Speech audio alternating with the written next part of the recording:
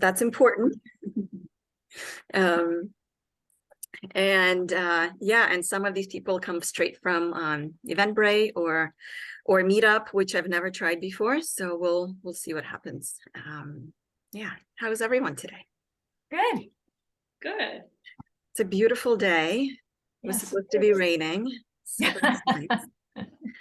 Yeah. My oldest is graduating from middle school tomorrow, which is a big deal. So today he's on a field trip in Martha's Vineyard.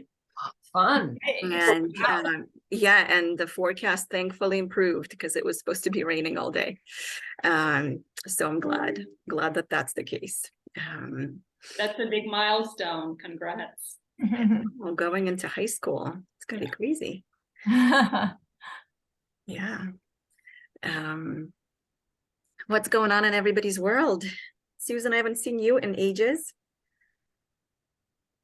Yeah, I know. I get. Well, we've all been busy, right, or doing things, but yeah. Just staying busy with my personal training business and teaching classes, and yeah, it's been fun.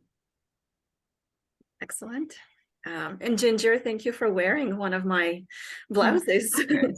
Yes, I love it. I love it. I have this necklace that just it's a little hard to tell here on Zoom, but it actually goes perfectly with the top. So very fun. Yeah. Awesome. And I love what you're wearing too. The colors are lovely on you, of course. Thank you. Thank you. Thanks to you. It's always tough. I just did a TV segment / podcast that came out yesterday, and I was wearing kind of a cut or like a shoulder, the strapless, just starts at the shoulder and kind of top, and I think for half of the time it looked like I was naked. Yeah, that can happen. Yes. Because it literally cut me off right there. I'm like, probably not the right thing to wear online. But yeah, just giving it some thought in terms of what goes into it. So let me kind of tell you how I'm thinking of laying this out. We have 4 different interviews over the course of the afternoon.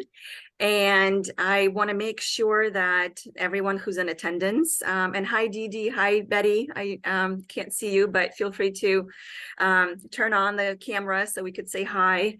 I want everybody to feel like they're participating. So please jot down any questions for the speaker or for me in the chat, just to make it so that everyone can hear us. I'm going to ask everyone to mute unless you're speaking.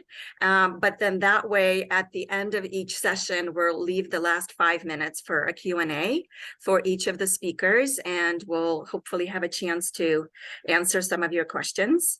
What else did I want to say? This is a way for me to honor all these different people that have influenced me throughout the years, and I'm grateful for you for you being here and wanting to contribute and wanting to share your wisdom. I definitely know that every one of us has a lot to say, so it's wonderful to hear your point of view on this. Really, really, truly appreciate it. But it's also a way for me to raise money for something that's really important to me, and that is for the unfortunate ongoing war in Ukraine. So I'll be posting links throughout. There are a bunch of different products that I had developed, ranging from $20 all the way up to commissioned paintings. And if you feel like supporting Ukraine, please know that 20% of all the proceeds from this afternoon's event, as well as this evening's event, are going to go to a beautiful organization called Cash for Refugees. They actually have teams right on the ground who meet families that are fleeing the affected areas and are handing out cash. So it's as direct as it is. It's not a huge thing like Red Cross or where you don't really know where the money is going. It's very direct and very impactful, and just something that's very dear to my heart. But I want to be respectful of everyone's time and get started, and I'll just let people in as things go. And I would love to introduce, I'm going to try to, if I don't forget how to do this, I'm going to try to spotlight our speakers. Yes, there we go. When they're speaking.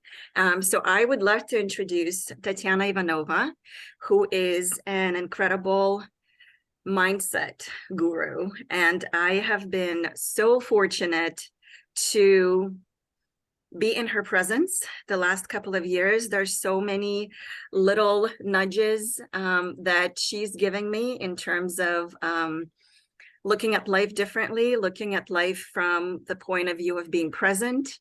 And I'm just super, super grateful that she's here sharing her wisdom. And just in terms of self-love, I just sent this email out to my database because I was driving and listening to podcasts, which is something that I love to do on my drives. And one thing that came up for me as my personal lack of self-love, so to speak, is not allowing myself to go away on retreats, because there's just so much that comes up with that. You know, how dare I do that when I'm leaving the family behind? How dare I spend all this money on myself and not on something super important? What would people think of this ridiculous selfishness, right? Of me just going away and doing this just for me. But knowing what you do, and I'd love for you to officially introduce yourself, Tatiana. I'd love for you to go through some of the other ways that you see the lack of self-love showing up in women. Yes. But first, go ahead and introduce yourself, and thanks for being here. Wonderful, Diana. Thank you so much for a warm welcome.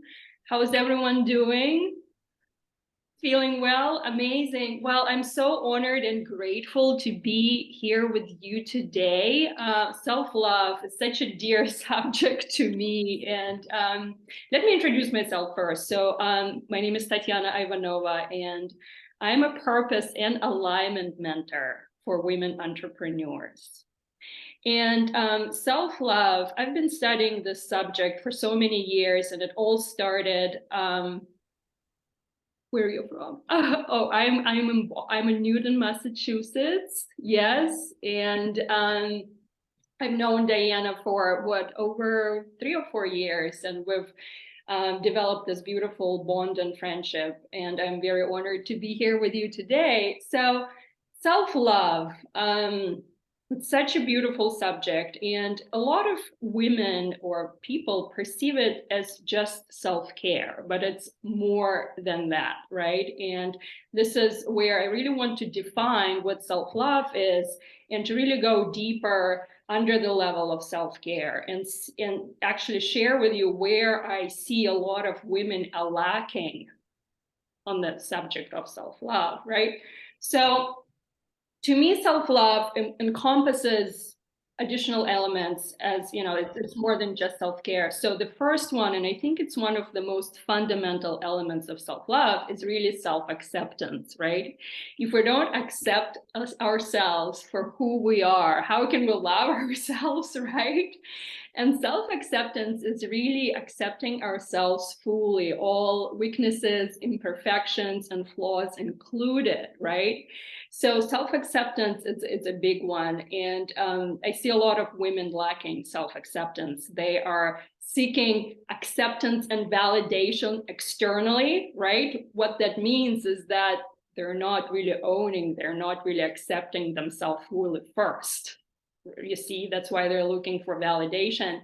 Then the second element, and it's a big one, it's self-worth, right? Self-worth. And this is where really how, you know, if we are not owning our sense of self-worth. If we are really devaluing ourselves, we're not seeing value in ourselves, in our time, energy, expertise, you know, our message, how we show up, our business, then this is one of the major areas where I see women are lacking that sense of, you know, self-value and self-worth, especially in the entrepreneurial world, right? It's so critical. And there are other elements of self-love that are self-appreciation, right?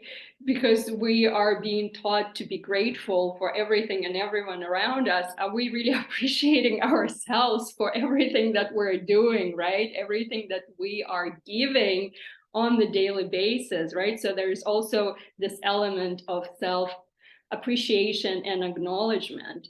And there's also being compassionate to ourselves, right? So this element of self-compassion and kindness. And on top of that, it's that self-care, right? The piece of self-care that Diana just touched on, but it also actually, it is connected to the sense of self-value and self-worth, right? Are you valuing your energy? Are you valuing your time, right? Are you connecting with your family in the most, you know, authentic, open way, and telling them if, you know, if you're feeling drained, if you're feeling just exhausted, you can't be, you know, the best mother and the best wife, right? So that goes deep into how much we value ourselves, right? As mothers, as caregivers, as entrepreneurs. So yeah, There's a lot. there's a lot. It's deep. Very deep. And it goes deep into not just our childhood, but the way our parents have been brought up and what they had given to them, because you can only do so much, right, as a caretaker, and you can only give so much. And if this is what's been passed down in generations, this idea of giving it all, not expecting a thank you, thinking that you are last on a totem pole, it just gets really deep into your psyche, and it's so tough to get out of it. So when you start working with women, how do you get to those blocks? How do you uncover them? How do you get them to see themselves as worthy? Is there a particular situation that you can think of where you were that catalyst for change? Yeah, beautiful So that's 3 questions in one. Yeah. So usually we go back to their childhood, where they first, you know, subscribed to that belief or idea that they're not worthy, right? And that's usually that's the dynamic between their parents. It's their relationship with their mother, with their father. And we would go into the situation, and there have tools and modalities that actually help a person really go back into the childhood, even as early as like being a 2-year-old, and clearly remember situations where they would just believe, you know, in something that it's not true about them. And they would just take this as their truth, right? They would just subscribe to the belief that's a broken record, and it's really affecting them and the trajectory of their life and how their life develops and where they are in life. So we go back, and I really help them unlock, actually first see that the situation, that situation and that belief that they subscribe to, and they've been like, you know, having that on the subconscious level all this life, it's not even true, right? It's not even true. It's an illusion that they've been believing in for so many years.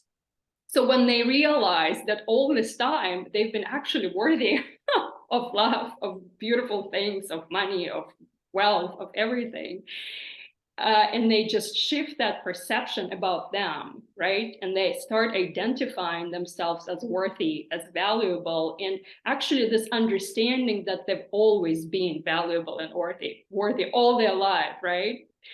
And at that point, they also have a choice if they want to still subscribe and believe in the beliefs that are not in alignment with who they are, right? Or really choose the truth, the essence of who they are, the worth that they are, the value that they bring to the world, to their families, to their children, to their communities. So when that shift happens and they realize, oh, so all this time I've been really worthy and really valuable and really amazing and really like great. Yeah. So it just unlocks this natural state of being worthy. And then when they embody it, it becomes their natural way of living and breathing and seeing things, you see?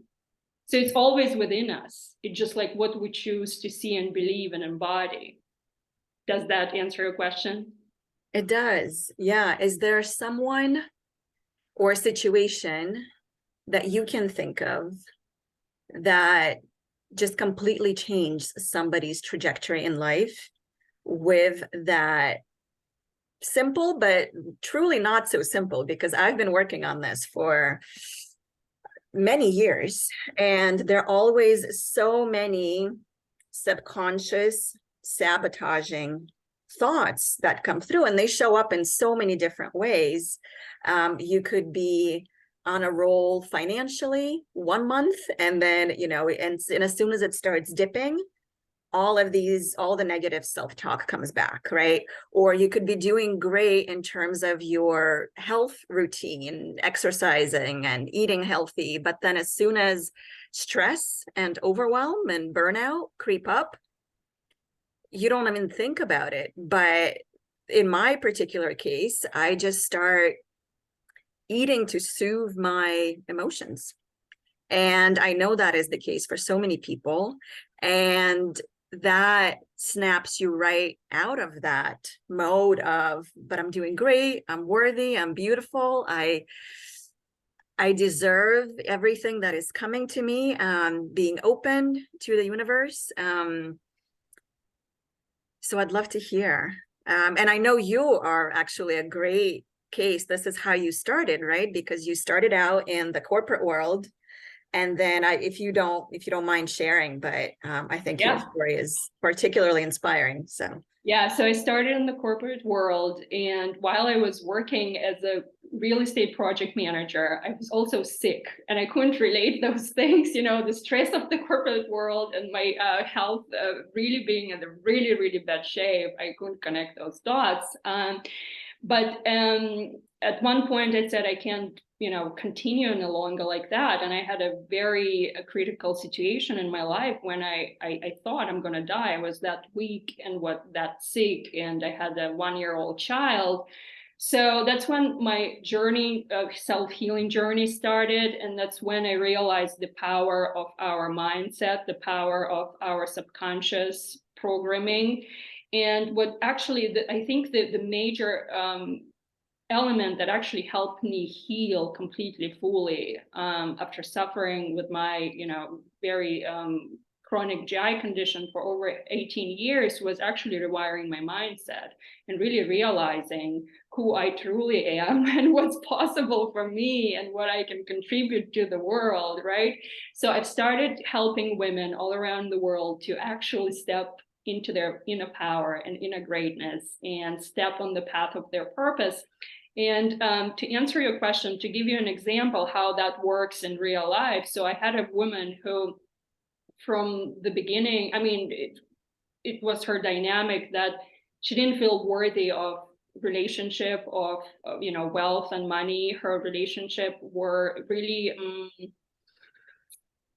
abusing relationship, and at the age of 40 she just broke up with her second husband. No kids, no money, no career, no work, no nothing. And she was broke, she was desperate, she was sick as well. And she came to me saying like, I hit rock bottom, I don't know what to do. Like, I have no idea, like I'm dead. I have no, I have no one, and I'm sick and I'm broke and everything. So now this woman, after working with me with just for a couple of months, she is a wine specialist. She works at the winery. She loves the crowd. She has money rolling in her bank account. She has a boyfriend. She's fully healed. So, and it's all working on her mindset. But that work, she was committed and dedicated. That work takes commitment, consistency, focus, and dedication. So you can't just like start, practicing self-love and self-worth for a couple of days and then forget about it, It doesn't work this way. She was ready, she was committed, and she has results. She completely different lifestyle. She's at a completely different level of her life now. And I celebrate her every day, and I'm so honored to be working with her. That's such a magical story. Yeah. Are there any ways that someone can start just by changing their routines? Morning routines or daily routines, something that could get them started on this path? And obviously, I'm hoping that people that are on the call and those who get this as a recording, because I'll definitely send this out to anybody who couldn't be here, sign up to work with you. But as kind of a beginning step, what would you suggest for someone to start doing as a habit or as a practice or even as just a quick exercise? Yeah. The first practice is just to become aware of negative self-talk, of limiting beliefs, of fearful thoughts, of negative thought patterns that are predominant in your like day-to-day thinking, feeling, right? And then questioning themselves, questioning those beliefs and asking if are they really aligned with what I want to create. You also got to know, like, what are you creating? What's your vision, right? If it's a business vision or brand vision, or if it's a relationship that you want to improve, or there is a health vision. So you got to know where you're going and what mindset, what's the blueprint you actually get to rewire, get to have to get there, right? Because 90% of your result is your inner game, is your mindset, is your energy. So just this awareness piece is huge, but then the actual work takes only 10 minutes a day. And that's in the morning, where you not only, you can journal. My favorite tool is journaling, but also feeling into your new belief system, your new affirmations, your new incantations, right? Not just like writing or affirming them, but feeling them, because that's rewiring your body. That's how you embody that, what you are trying to create, right? This new identity of you. It's not new, it's who you truly are. You're just like peeling the layers of limitations and negativity and fear, right? And you're just really going back to who you truly are: worthy, valuable, amazing, beautiful, powerful, great woman that you are, right? So 10 minutes a day, just rewiring your mindset to where you want to go, feeling it, vibrating it, and taking that vibration into your day. You can actually, another practice that I recommend to my clients is that setting your alarm clock a couple of times a day, just to remind you of that vibration, of that frequency of you, because everything is frequency, right? So you're creating your life based on how you think and feel. So if you actually rewire your body into a completely new frequency, you're naturally, there is no hard work, there is no like, sacrifice and grinding and achieving. You naturally, and welcome into your environment that what you are creating by doing that inner work. So that's the major piece, and then everything else just falls into place. That's beautiful. And I have notebooks upon notebooks upon notebooks. I'm a big pen to paper person. So I actually, the very first thing that I came up with is I started these journals. So they feature 2 different paintings on the back, and I'll post a link. And if anybody wants to start journaling, that would be a really nice way to get into it. But once again, because this is an event that supports Ukraine. It's a really easy way to do something, as well as do something for yourself. The practice that I do that's been really amazing is, and I think you were the one that initially introduced me to it, is writing a gratitude statement. And it's a gratitude statement from my future self, whether it's 6 months from now or a year from now. And that future self is grateful for everything that has already happened. So you assume that things have already happened and you tune into that feeling of satisfaction and awe and kind of love for everything that has transpired, and for the fact that you're living this beautiful life. And every time you reread this to yourself, you get into that physical space of just embodying that image, which is exactly what you're talking about. Amazing. I love that practice. Thank you for sharing. Yeah. If anybody has any questions, feel free to type them into the chat. I'd love to give a couple of minutes to Tatiana to answer them. My personal last question for you today is, and I think you've definitely answered that in a number of different ways, but how can one's mindset turn their life into a life of joy every day? Well, first of all, realizing that you're powerful, your mindset is so powerful, right? And it just our choice how we are using it on a daily basis, if it's working for us or against us, right? It's also our choice. And just training your mind on a daily basis. And again, it takes just a couple of minutes a day, but it has to be a habit. You will start noticing amazing things happening in your life, in just all areas on your life, business, health, relationship. It just first being aware of what's not working for you right now, shifting that into the belief system that actually supports you, and going from there and expanding and going to next level, never idling, never stopping. And you will see, you will be just like quantum leaping into that, next level of everything, business, money, love, health. That's the power of our mind. And that's, power that we all have access to. I think what it does, and I've seen that for me personally, is when you have that vision of your future self and you're reminding yourself of that vision every day, time collapses and things happen so much quicker, because it's like that exercise with green cars, right? If you notice one green car in the street and you think that it's really, really odd that there's a green car in the street, then all of a sudden you're going to start noticing these green cars everywhere. And it's the same thing with everything, really, because when you really start tuning into that vision, that future vision of you and your life, the whole universe seems to be restructuring itself and bringing you more and more and more of what that vision is ultimately going to look like. So yes, beautiful. Thank you so much, Diane. Yeah, thank you. And everybody, please feel free to keep putting questions in. And I am just, it's been such an honor knowing you for all these years. And I think one of the main things for me personally, in terms of a radical act of self-love, has been to purposefully align with people who are on my wavelength.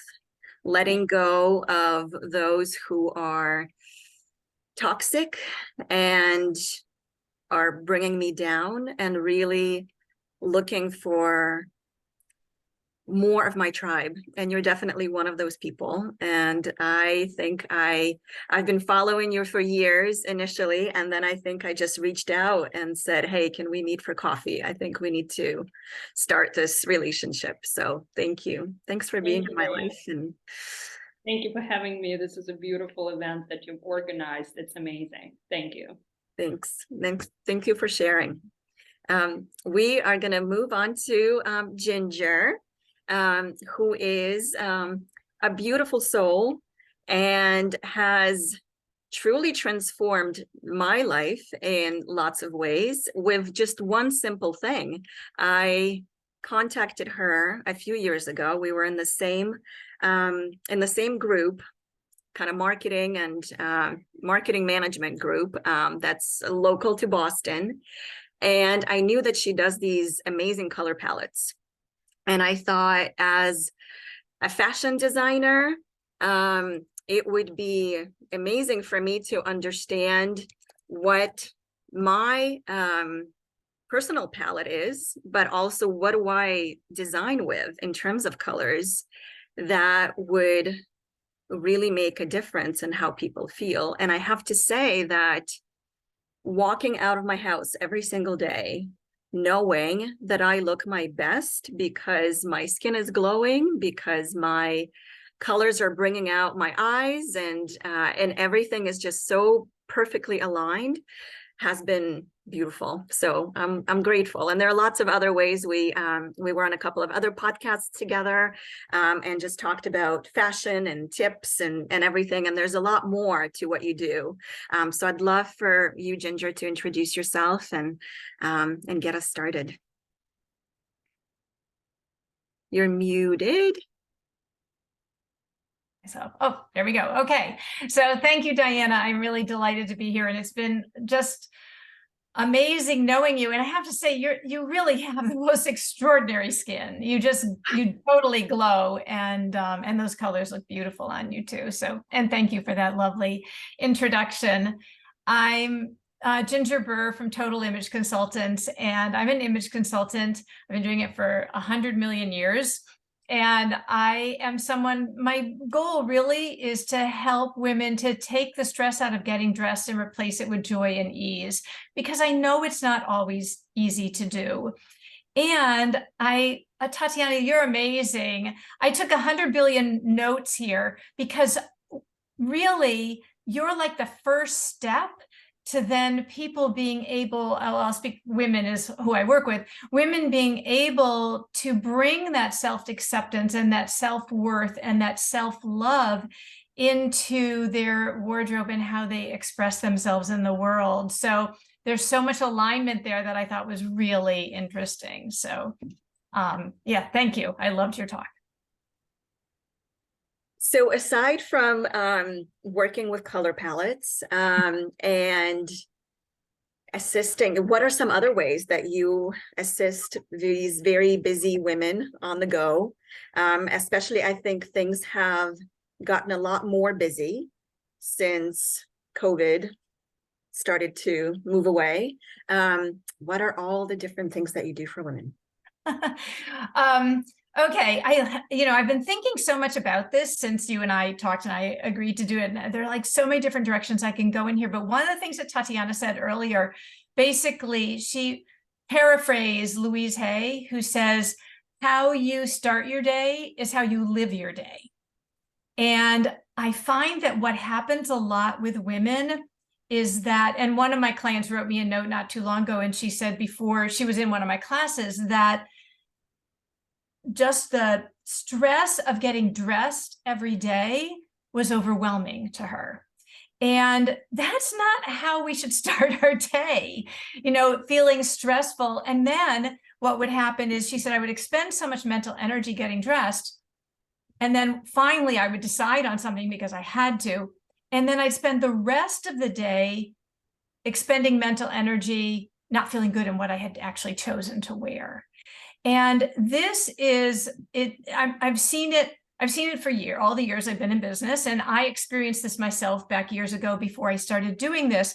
But I've seen it even more since our life has gone more casual, since the pandemic has affected so many people's lives, their bodies, how they interact with people out there in the world.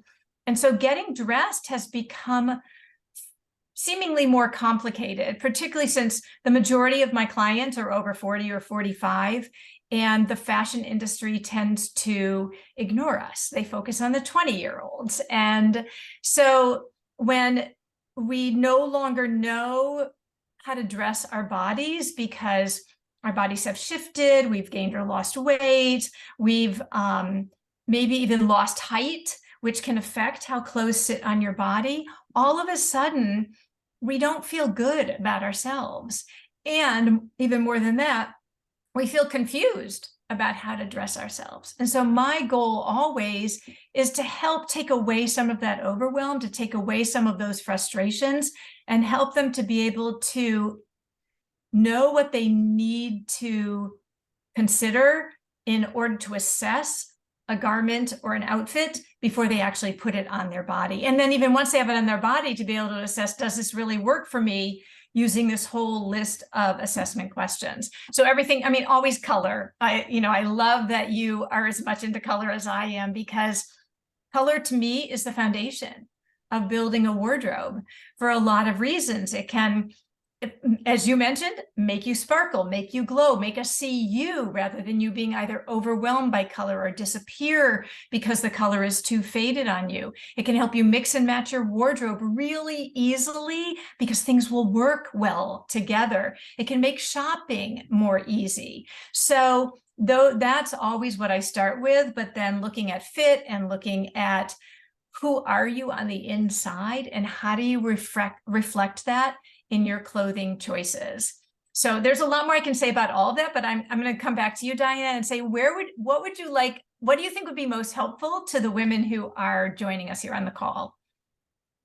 I think I'd love to bring this back to self-love. Yeah. And from your perspective, maybe going back to the situation with that woman who's having a very stressful morning, why do you think that is, and how is that showing as a lack of self-love? Yeah. So where do you see different elements of that showing up for women? Yeah, it shows up because, well, let me go back a minute to what Tatiana was saying, because it can go all the way back to when we were kids. And there's one client in particular, years ago, I did this survey of my clients, and I looked at, what were some things that were said to you at any age, whether it was 5 years ago or 40 years ago, that have impacted how you feel about yourself. And it was, I'll tell you, it touched my heart. It broke my heart, the things I heard. I have one client in particular, I still work with her, and she's now, in her 60s. And she said that when she was 5 years old, she overheard her mother talking with someone in the kitchen, and they were talking about how she had a big tummy. I mean, she's 5 years old. It's like, leave this young girl alone. Oh my God. I mean, you should never say that about anybody anyway, but when you're 5 years old, and to this day, I mean, decades later, she still remembers that. But not only that, it still impacts how she dresses. And that is just, it's really hard. I call it hurtful comments and unwanted advice that we internalize. And then they impact so many parts of our lives. The part I deal with, of course, is women dressing, and it affects our self-love, affects how we feel about ourselves. And it just, continues for a long time. So my goal is to get in there and help them to rewire that in a way, and to maybe go back to their childhood and look at what was something that they were wearing that they loved, that they still look at that picture and they smile. I don't care. I have one of my clients, he's really funny. It was my cowboy hat and cowboy boots. I loved it. I was 8 years old and I loved it. And it made her happy. And I said, okay, you can still wear cowboy boots and cowboy hats if you want to, but what I want you to feel is that feeling that came from having that on. And I want you to think about every time you get dressed to try to incorporate that feeling. Now, what can happen, which can sometimes do the opposite, is if there's nothing in your wardrobe that brings you that feeling, then it's a matter of looking at why it's not. And how can you change that? And that's where I can help women, because there are so many different aspects of it. It could be the fit, it could be the color, it could be the balance of the outfit, all of those things. Maybe it doesn't fit her lifestyle anymore, all of those different things that can impact how I call it settling for good enough. And I talk about this actually in my book as well, because it's such a big deterrent to women really feeling good in what they wear. It's so easy to go out there and buy things that are like, okay, well, this is fine, okay, decent, not horrible. That's one of my favorites. But that's never, ever, ever what we're looking for in our clothes. We're looking for things that make your heart sing, that make you excited to wear them. But we forget how to do that, particularly when, we aren't feeling good about ourselves. And because of changes in our body, changes in our lifestyle, things that people have said to us, just not knowing how to create a wardrobe that really makes us happy, or never being encouraged to do that, or not have the tools to do that. So self-love really is the undercurrent of every morning when we get dressed. And if you're not loving what's in your closet, it's time to look at why aren't you loving it and how can you make those changes? And then if you don't know how, to get help to help you to be able to assess those things. Because really, we get dressed every day. We want to feel good in what we're wearing, and not just good enough and not horrible. We want to feel fabulous in what we wear, and we can. That's the God's honest truth. We can. This is so beautifully said. Is there a situation where you stepped in and you felt like you completely transformed someone's life and self-worth and Yeah, self? there are a couple of things that pop into my mind. One is one of my clients, a private client that I've worked with now for a long time. A few years ago, she said to me, "I just want you to know you saved my marriage." I said, I doubt that very much. She had a lovely marriage, or has a lovely marriage. And she said, because it used to be that when my husband said, "Oh, we have to go meet, some business associates for dinner," or "We're going to so-and-so's house for cocktails," or whatever it was, she said, I would sit in my closet for hours and cry because I had no idea what to wear. I didn't feel good in what I was wearing. I knew I was going to feel self-conscious when I got there. And, when she and I started working together, I was able to say, "Okay, you're going to go to that dinner. Here, try this, this, and this, put it on, let me see it. And then we'll decide if it works for you or not." And it was like, life-changing for her, because then she could go to these events and not worry. She no longer had to worry about whether or not she looked good. She felt good in what she was wearing. And when you feel good in what you're wearing, or even when you don't, you project a certain energy. And when you feel good in what you're wearing, people pick up on that positive energy. And then they're even more inclined to be drawn to you because you exude self-confidence. And so that's how she was feeling. And another woman was really funny because she had been through one of my classes and we had worked on some things in her wardrobe. And she let me know, she sent me this message saying, I had to go to a business conference for my company. And she said, I was unexpectedly called up on stage because I won an award.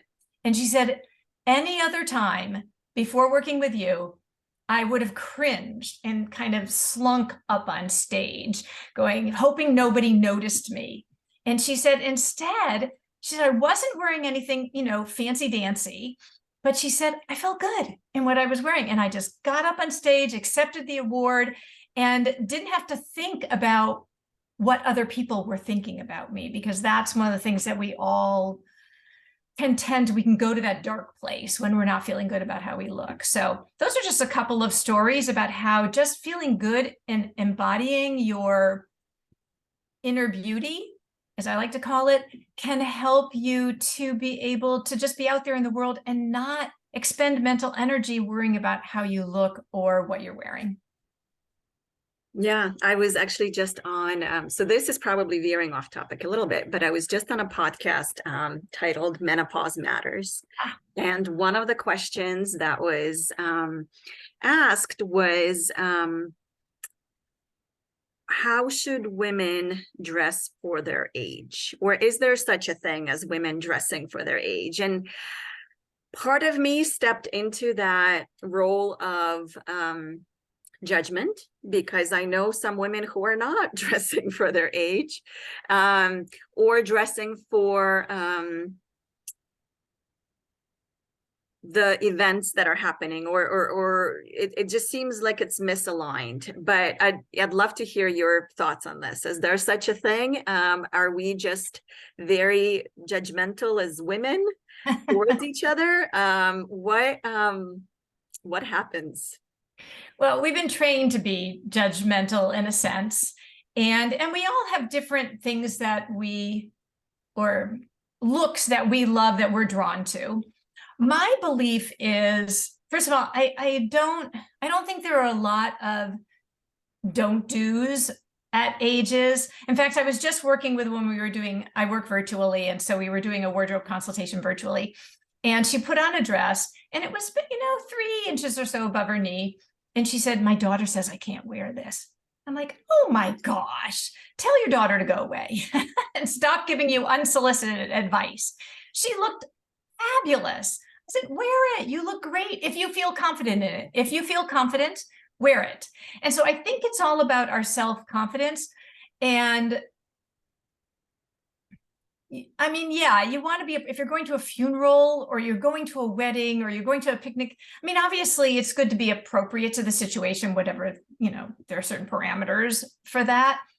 But I believe that we should just feel good about how we look. And I did have one client once, she was really funny. She came to me, she was in her mid-40s. She came to me because she says, I think I look a little bit like a tart. And I said, oh, okay. And she said, and I don't think I should.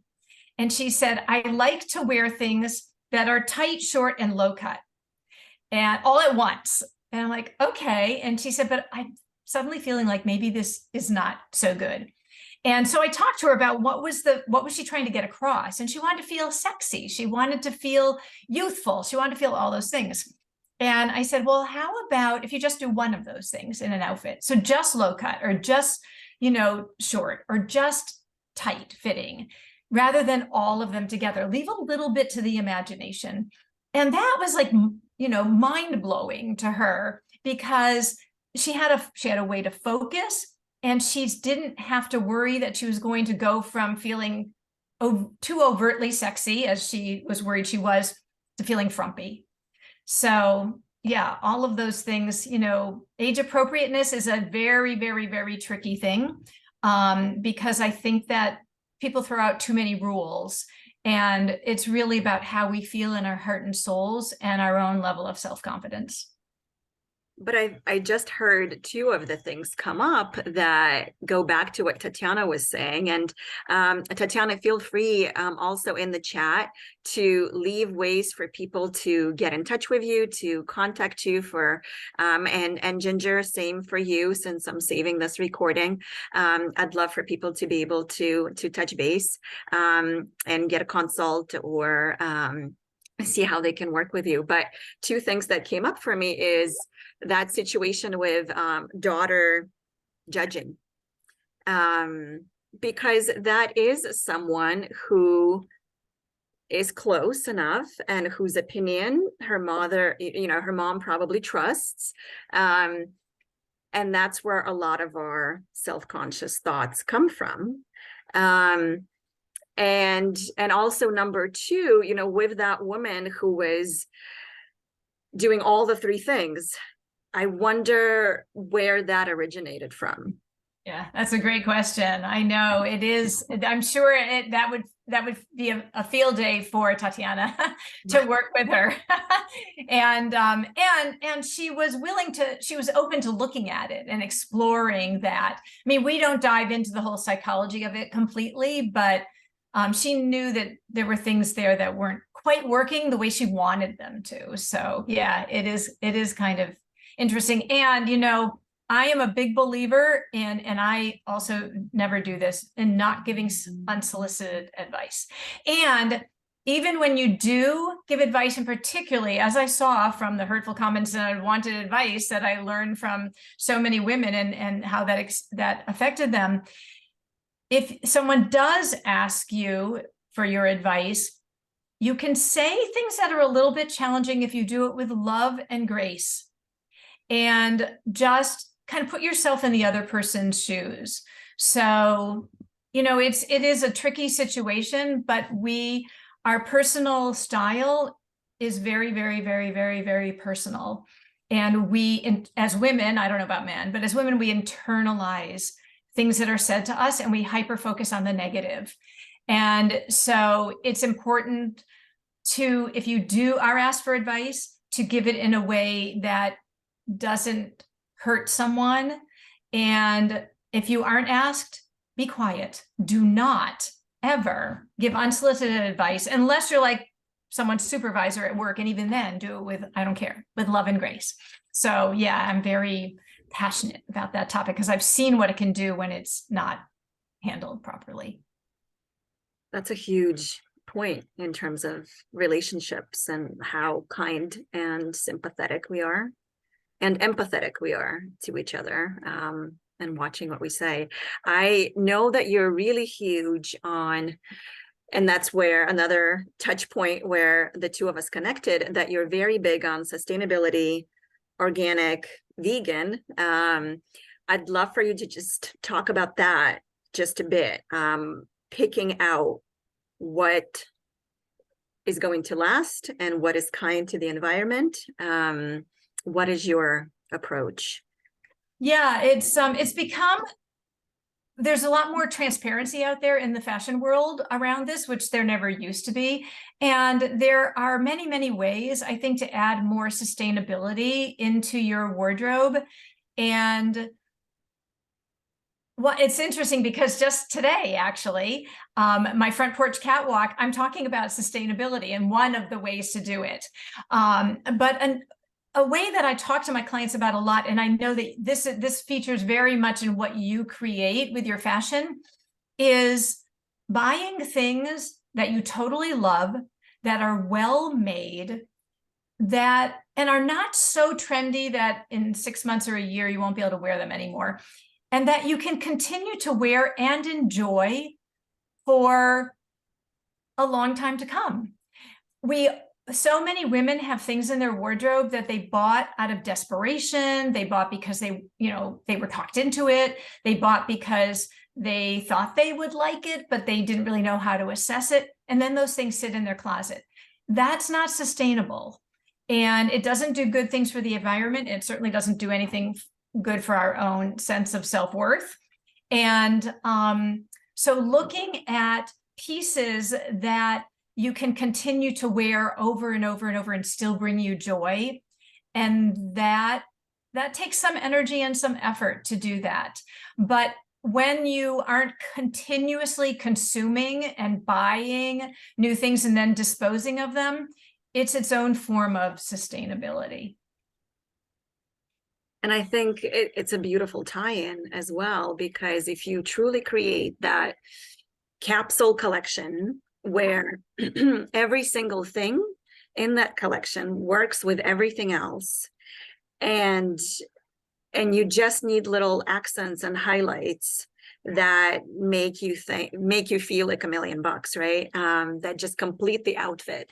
That is really where I have been in terms of my heart and mind and space, but also, yeah, making sure that things don't end up in landfills, and that we're not sitting with closets full of stuff that we hate.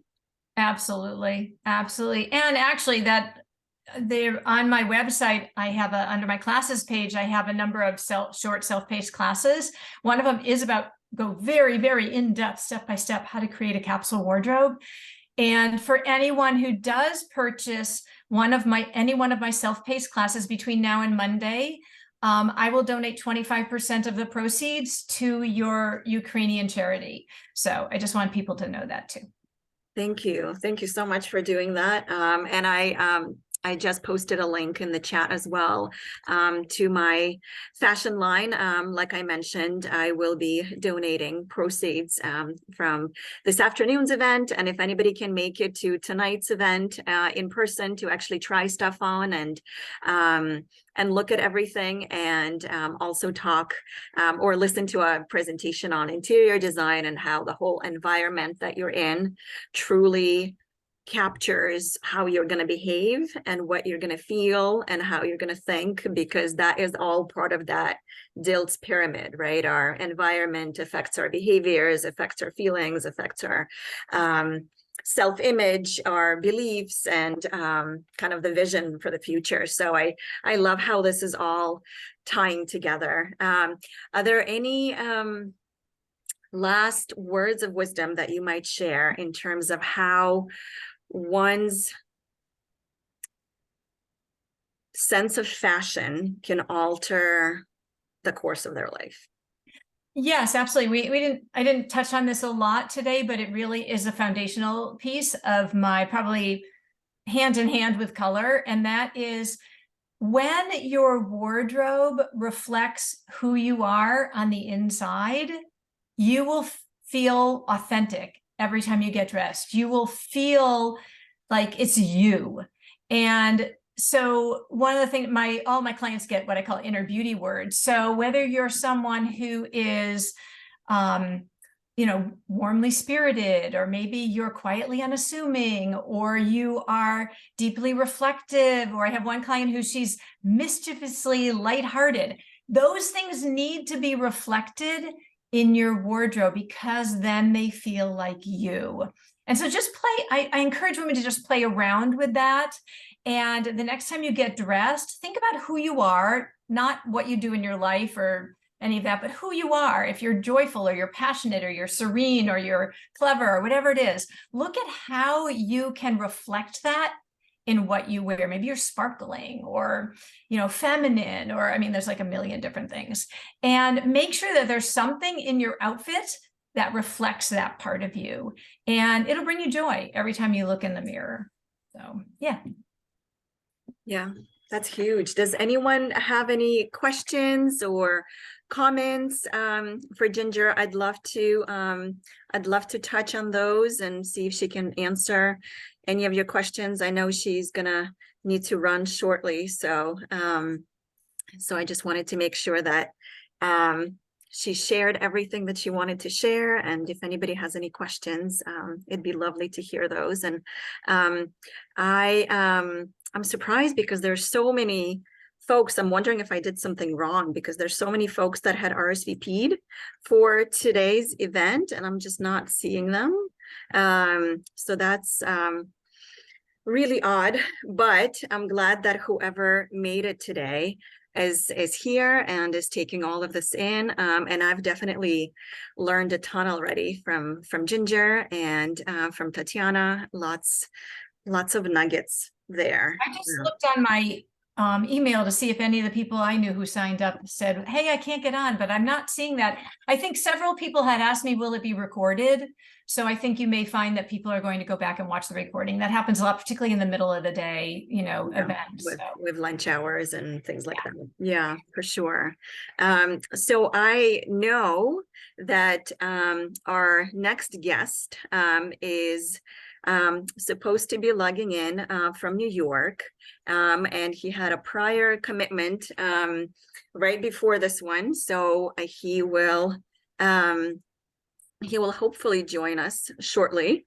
But I also wanted to share a little exercise that I do as an artist and as an educator, and I'll give him a couple of minutes to jump in, and then we'll see what we have going on.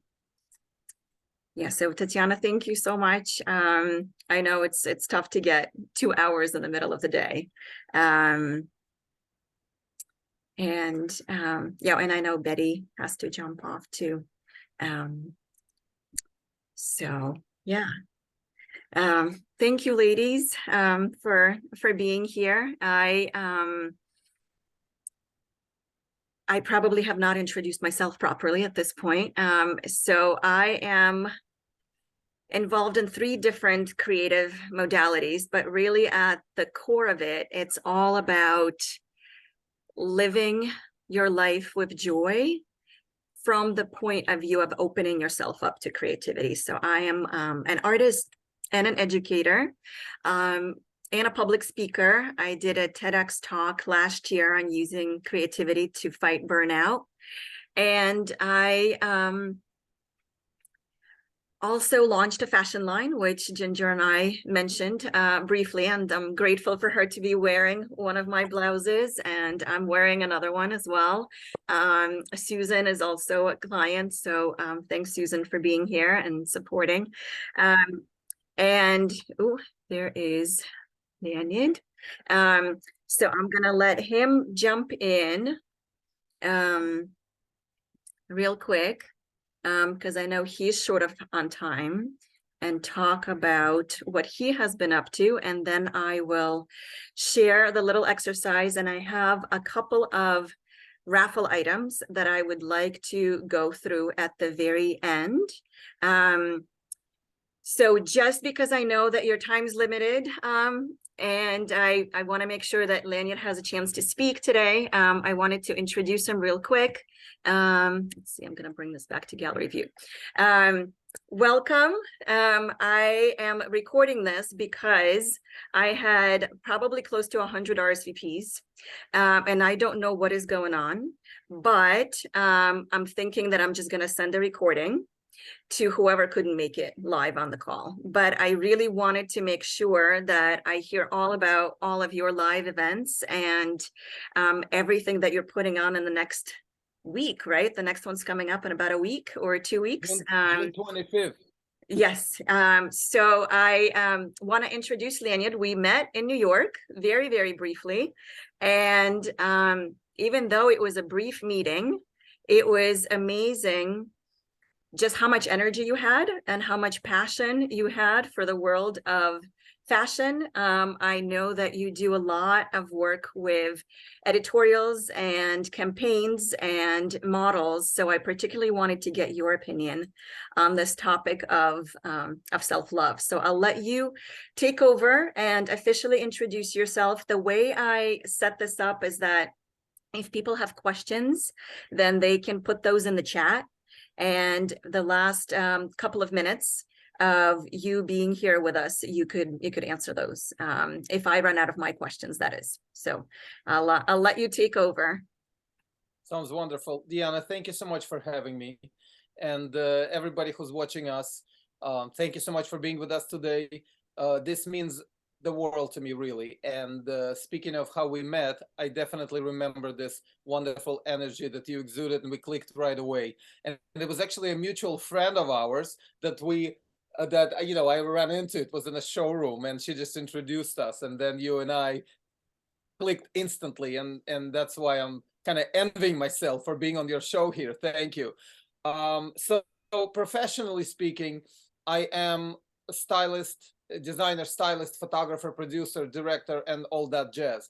But personally speaking, because that has more to do with the topic of our of your show, which is self-love, I am a double immigrant. I am someone who was born in Russia, lived in Israel during his teens, then came to the US, and I've been here since '97, last century, come to think of it. I just happen to look good. I'm just kidding. But it wasn't easy. And of course, this career trajectory and personal path, it took a lot of me seeing myself certain way, not seeing myself certain way, and then spending these years trying to, by trial and error, because nobody's teaching that, but trying to get rid of my isms that's stopping me. Oh, I have an accent. Oh, I'm gay. Oh, I have pointy head. I have crooked teeth. All these things that are completely unnecessary on our path to success, that literally has nothing to do with how much we can achieve and what we can make out of ourselves. So it took me years to come to that realization. I never spoke about the immigrant struggles, even though I'm a two-time immigrant. And I finally started doing that thanks to my documentary that I'm finishing. That's going to premiere in October in New York. It's a movie about all of us, immigrant, some of us who are Jewish, the film is about them as well, and artistic identity. The film is on identities, on struggle, on success. And you know, it all comes down to basically not letting anyone divert you from your vision and from your path. If you have that understanding in you that you were placed in this world for a reason, and you cannot let anybody, and that anybody could be anybody from spouses to family to friends to co-workers to politicians, nobody can divert you from your path. And of course it takes time to get over that and cultivate that in you, but then in the end of the day you realize you're not doing anything wrong, especially if you're an artist. And all we do literally is bring in positive energy, bring in inspiration and solace to other people, because people are watching us, and we can be filled with insecurities, but people look at us and they actually use us as a guiding light, so to speak. So this is almost our way to pay back to the universe for helping us achieve our dreams. But in return, we inspire other people who could be in a similar position. And that's my motto, and that's my modus operandi, really. That's it in a nutshell. How about that? That's amazing. I love how incredibly authentic and vulnerable you are from the get-go. And I understand firsthand how difficult that is to use your voice and be so open. So I'm grateful for you sharing. Thank you so much. And on this subject of self-love, obviously you work with high-end models and very accomplished people. And how do you see the lack of self-love showing up with people that you work with, people around you, people who are judging and creating those isms? Yeah, that's a great question. I think people, without even realizing, they affect people confidence. And I'm going to give you an example. Public, meaning non-model people, when they look at models and they're seeing these gorgeous creatures with their elongated necks and, you know, beautiful bodies, beautiful faces, and they think it's totally okay to stand on the set and look at them, and kind of they're forgetting and judge them, and they forget that these are human, there's a live human people. They just happen to look amazing, they happen to have different proportions, but they also filled with insecurities. So I think you have to not only be very delicate to your own insecurities, but you have to keep in mind that other people have insecurities as well. And once you keep that in mind, then it allows you to treat other people with respect, and you know, you treat them more delicately. And I think that's important to remember. But I notice, unfortunately, that people are very understanding of their own isms and insecurities, but very not considerate when it comes to someone else. And I think that goes throughout anything. It doesn't only refer to fashion. It refers to cultures, people, races, ages, you name it. And I think people just need to be more considerate, in a nutshell. Just to, so you've been doing these incredible events, and I so wish that I was in New York and I could attend one of them, but it just seems to always miss me somehow. Tell us more about these live shows, and it's interesting because I think a huge portion of those live shows is about that voyeuristic approach. Here's a model, she is posing, she's being photographed, let's talk about her. Tell me how all of that transpires. What made you come up with that idea? Tell us about the next one. And maybe somebody could make it. Yeah, well, I hope people come, because it's for people. It's for people who never have the opportunity to experience something unique like this. Because let's be honest, how many people out of fashion industry have a chance to come and see the behind the scenes happen in front of them, right? No one. Voyeuristic, I like that you used that word, considering that the upcoming theme of the upcoming photo shoot is fetish. It's basically fetish through the fashion lenses. This is people, essentially the concept for these shows, I call them Wonder Series, because it's going to be series of events, themed events, ticketed events, where people can watch the entire process of behind the scenes of my photo shoot, Leonid Gurevich production. They watch models being styled, dressed, positioned, photographed, either by me or by guest photographers. I talk to the audience. I tell them behind the scenes stories, some industry anecdotes. I share some styling tips with them, posing tips, photography tips, and there's the Q&A. So it's very engaging, very informative, and endlessly entertaining. Nothing like this has ever existed before. This is my way to not only give people unique experience to enjoy. This is my way to finally have creatives get paid for what they do, because enough exposure. People die of exposure. Enough working for exposure. Let's work for money, right? There's that. Also, it's my way to fight AI, because look what's happening right now. We have machines asking us to prove that we're not a robot. Here, count some stairs, count some traffic lights, Also, we put keywords, it gives us a perfect picture. There's no need for a model, there's no need for a photographer, no need for stylist, videographer, hair, makeup, nothing. As if human talent wasn't abused enough for centuries. You see what I'm saying? So that's my way to create human experience for humans that refuse to live in a matrix.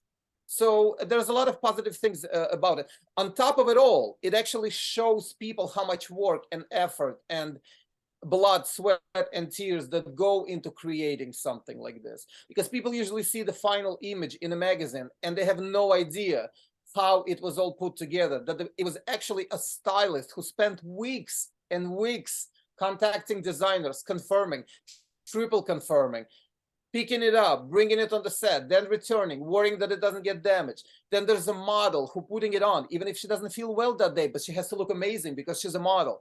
And there's videographers and hair and makeup and assistants, and there's a huge, huge production.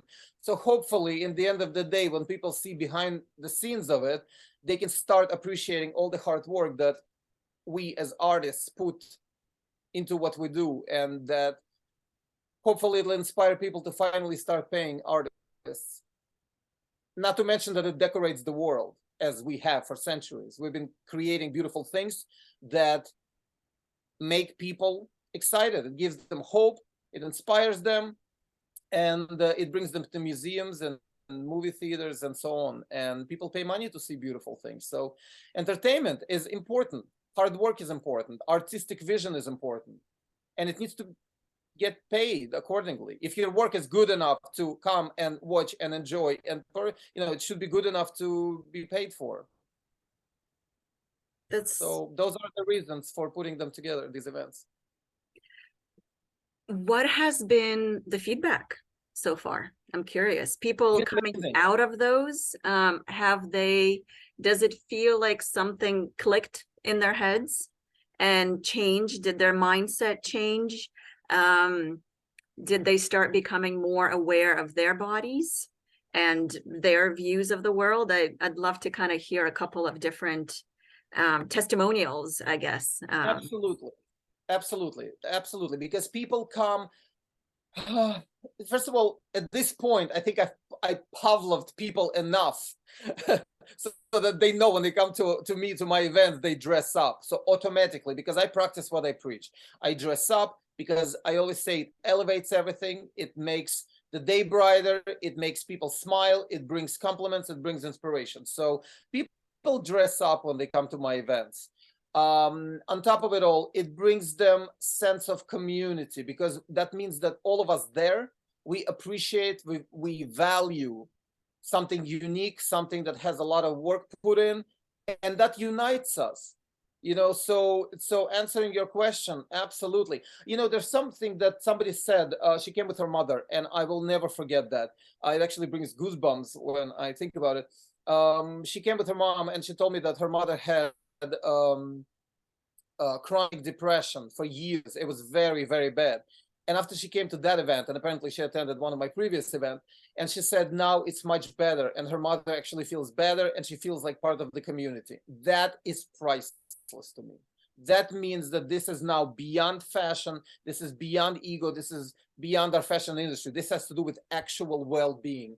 And also, as a professional stylist, I think it's important to say that if you're not feeling well, if something doesn't go your way, the simplest, the easiest thing to do to bring your mood up and to elevate the day is to dress up.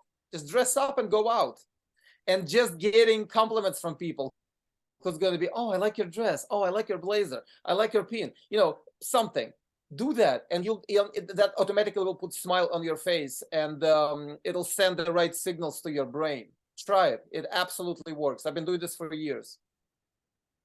That's an incredible insight. Thank you. And I've been noticing that too. I think initially when I was thinking of the line that I had developed, which is titled Gallerista, because I used to manage a gallery.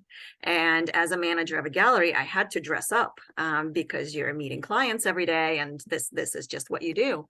But when that ended, and I then turned to art teacher / artist, that need to dress up went away. And I think a huge part of me died with that, because there was no need to look presentable anymore there. And it was such a huge element of feeling appreciated, feeling professional, feeling sexy and loved and respected. And I think we underestimate what that is. So with everything that I have created, it has always been about getting people back to that feeling of joy and feeling of awe and just ease and practicality and and everything in between. And I have to say that I love your backdrop. Thank you. All of the different My inspirational things behind you are just really makes you appreciate you as a full person, I think, because you're you. getting glimpses of things that are important to you, and that's huge. Yeah. Inspiration is everything. And speaking of inspiration, I absolutely love your blouse. And I know that this indeed is one of your paintings that you transformed into textile, which is absolutely incredible. I mean, this brings inspiration on a completely different level. Now you took art and you made clothing from it. So I think everybody needs to buy either your artwork or your clothing or both, because this is it's what decorates the world. I think we lost the art of dressing up and complimenting people who do and making an effort like this. I think it's very important to bring it back. And it's nice that you and I are on the same side of that army that brings that inspiration back. And now the world needs it more than ever. Yeah, we were just talking about this earlier, how our environment, and this is a very well-known pyramid, how our environment affects our behavior, affects our feelings, our thoughts, our vision of the world and ourselves. And I completely agree, when you surround yourself with things that are a part of you, because every place that you've been to, every outfit that you purchased somewhere, it's part of a story, right? Absolutely. And that story says something about you and the life well lived, and things that bring you back to that state of, oh my goodness, did this really happen to me? And I think people underestimate how important it is to get into that, even within your body, to feel that state of, my life is amazing. I am amazing. And I'm living a life that's worth living. And that's why I really appreciate what you have been doing in terms of, and that is such a powerful story about that woman finding community and her bouts of depression going away, because that is the number one thing, is finding someone to take that pain away. Absolutely, absolutely, and it just brings everything to a completely different. It brings it into stratosphere, so to speak. Because it's not me styling a particular brand for a particular item for a particular brand. This is just suddenly helping people. Somebody who has nothing to do with fashion even. So absolutely, absolutely, and I want to say, for people who look at us, because some people might, they might be looking at us and be like, oh, come on, all they can sit and talk about, like, oh, beautiful this, beautiful that, but life is so hard. Life indeed is hard. We're also human, just like everybody else. And we're dealing with a lot of stress. We're dealing with a lot of issues and challenges, of course. But the things we're talking about, like dressing up or going out and seeing something beautiful in a gallery or spending time with the positive people, those are the things that make it all easier, and those are the things that help you concentrate on the positive. That's all. It doesn't mean that we don't experience negative. We do. We just choose to concentrate on the positive. So, and fashion helps with that immensely, and everybody should try it. Because I noticed that intellectually inclined people, they think that they look at fashion as something shallow and one-dimensional. But how can something so complex, something that involves so much thought and process, how can it be one-dimensional? It can't be one-dimensional just by default, So I always try to find the right words and find the right visuals or the right events or the right whatever to show people how much goes in, so that they look at fashion differently. We're not doing anything wrong. There's nothing wrong with dressing up and liking clothes. It doesn't make you stupid. It doesn't make you one-dimensional. It just makes you appreciative of all the hard work, because when you wear something exciting, not only you make your mood better, not only you place yourself in a better mood, but you also support all the hard work of artists and sewers and all the team that was involved to put something like this together.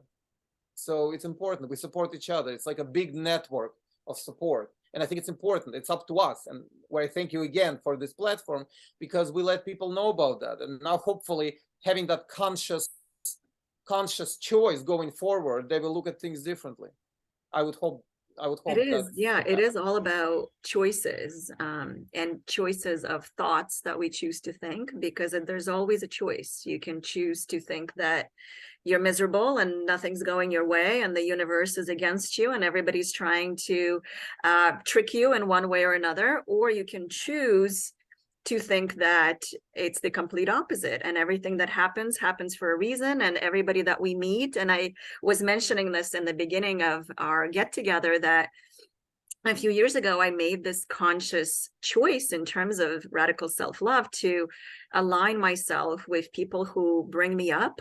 And I am exceptionally grateful for you to be one of those people, because even that instant click that we had back in New York was so meaningful. My very last question, and anybody who has questions for Leonid, please feel free to put those in the chat too.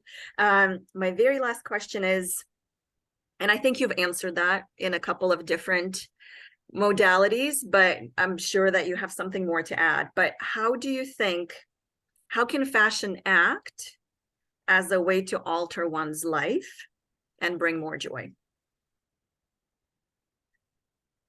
It's absolutely vital to, especially when something is not going your way, or if you, I'm just going to throw different, ideas. Maybe you're getting out of a tough relationship. Maybe you were fired. Maybe something didn't work out that you were hoping would. Any scenario that puts you in a sad and kind of mode where you think, oh, what am I going to do now? This is absolutely horrible. I'm never going to get out of it. Dress up and go out. And you will notice that everything about you changes. The way people look at you, the way they compliment you, your mood will change, your day will change, your posture will change, your mindset will change. So I cannot stress enough the importance of dressing up. Call it fashion therapy if you want. Absolutely. And I hope that everybody who listens to us today will try that. And that goes beyond fashion. You can change something in your apartment, you know, put some candles, put some flowers, put your favorite books out. Use things that you love. Don't keep them for special day. Use them now. Make that special moment. You know, if you have some beautiful crystal glasses, and you were hoping to keep them for a special occasion, that occasion is now. You deserve to drink from a beautiful crystal and not from a plastic cup or from a cheap cup that you drink from every day. Use your gorgeous crystal glasses. Pour some champagne for you. Don't wait for New Year's. Don't wait for your birthday. Pour it right now and enjoy it, because you have milestones to celebrate. You came this far, you know, no matter what people think of you, no matter what they think you should do, you made it happen. Celebrate it. You know, you're alive, for crying out loud. Celebrate it. Some people don't have that luxury, you know. So I think dressing up and elevating, it's all about elevation. Elevate everything. That's what I do. It's my modus operandi. Just make a day more exciting. You know, there's no need. And plus, and in the end of the day, remember, you're not doing anything wrong. You're literally not doing anything wrong. And if you put yourself in a good mood, then that's going to help you put other people in good mood. And that's how we support each other. That's how we make the world a better place. And the universe knows that and recognizes it, and it helps you back. That's how it works. That's beautiful. And in conclusion, I would like to say, for anyone who listens to us, who goes through tough time right now, I just want you to know that it will end eventually. It cannot go on forever. And sometime later, maybe tomorrow, maybe next week, maybe, you know, 2 weeks from now, but it's all going to get better. And myself, and I know Diana as well, we're sending all our best vibes your way to help you get over through everything. And, you know, I cannot thank you enough for this amazing opportunity to connect with you and your followers. As far as my event on June 25th, I invite you guys to come. It's going to be absolutely incredible. You will see the behind the scenes of a professional fashion photo shoot with gorgeous models, one male, one female, absolutely stunning. You will see the beautiful set. You will see it in comfortable velvet seats of a beautiful, iconic landmark theater on 64th Street and Central Park West. And you'll be able to ask questions and get some styling advice directly from me, and get inspired and sit with, you know, like-minded people and connect. You can get tickets on my Instagram at Leonid Gurevich, link in bio, and on Facebook, on all my recent posts and profile Feel picture, free or to go to also, ticketclip.com. Huh? Feel free to also add it to the chat too, so that people Oh, could, thank you, know, thank you. click on And it right go away. to ticketleap.com and put my name in the search, so you'll find everything. Yeah, and I'm so bummed Thank that you. I'm missing Thank you this so one, much. but I'm hoping I'll make it for the next one. Absolutely. If you're going to be doing them in the fall, I'll definitely be following along. You absolutely have to come on October 29th to the premiere of my film, Collective Effort. That's the name of it, because the film is about you too. You know, artistic identity, immigrant identity, all that jazz. So definitely, we'll definitely be in touch about that. Yeah. Thank you so much. Amazing. Thank you. Thanks for being here.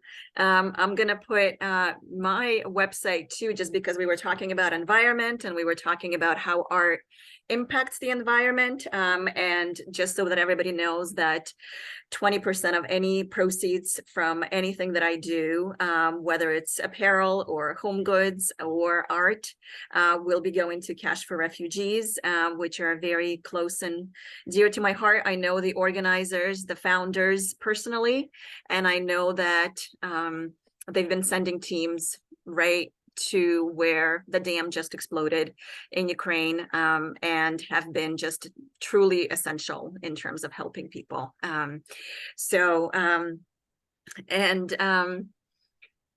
What I wanted to end with today, just because it's been such a full way of flowing into mindset, flowing into fashion, getting into what I really loved was talking about some of those isms.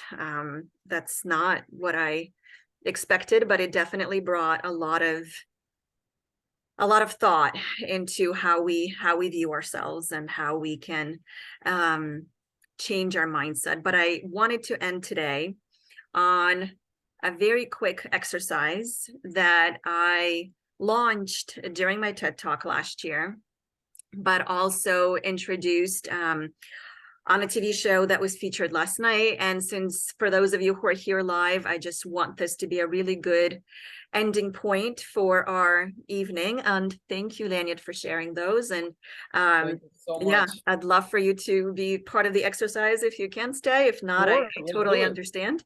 But my thinking in terms of self-love and self-appreciation, self-gratitude, a lot of the things that Tatiana touched upon in the beginning, I definitely agree that this all goes back to our childhood, or rather us needing to be our inner child again. So I wanted to just spend a bit of time to walk you through this exercise. All you need is just pen and paper, or pencil and paper, whatever you have. And it's just this really relaxing way to tap into everyone's innate creativity. Just like Leonid say, we all have it. We just all seem to forget that we do. And it's a method that I had introduced that is titled Spark. And it starts with the letter S, which is staying present. So for this particular section of the exercise, I'm going to have you take 3 deep breaths.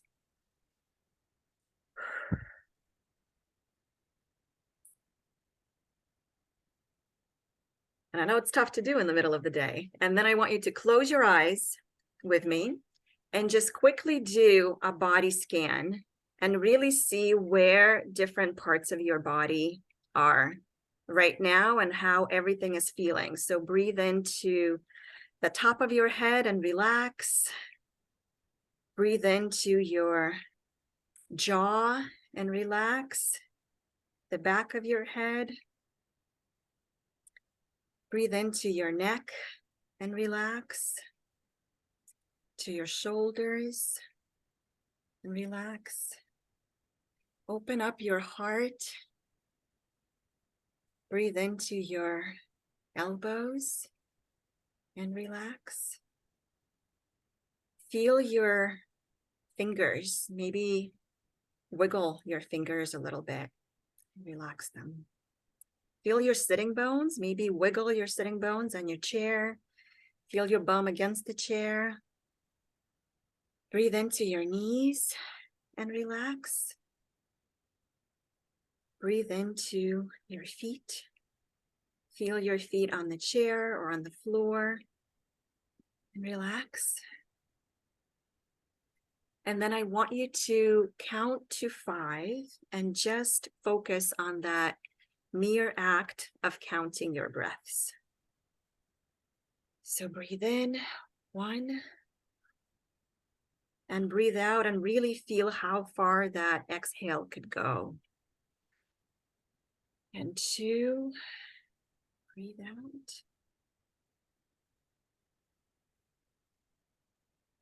3, breathe out. 4,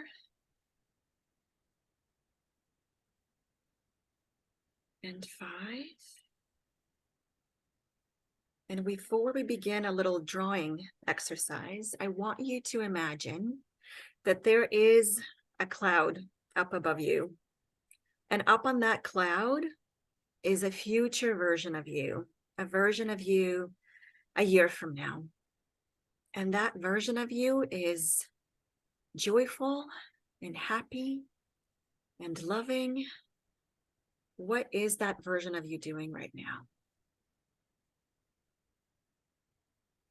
And I want you to give that version a second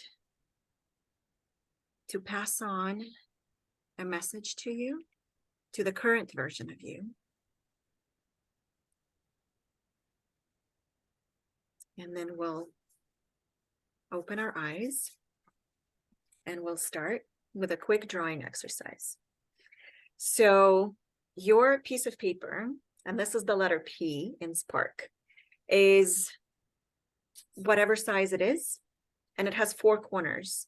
And we want to be mindful about those 4 corners, because when we put something straight in the middle of the page, then our eyes get stuck right in the middle and they don't have a chance to truly move around. So when we compose something, and I'd be curious, Leonid, after this, whether that has something to do with photo shoots too, but there's a thing that's called a golden rule in the world of photographers and graphic designers and artists, where you don't put something straight in the middle, you put it into either 2/3 or 1/3 of whatever you're working with.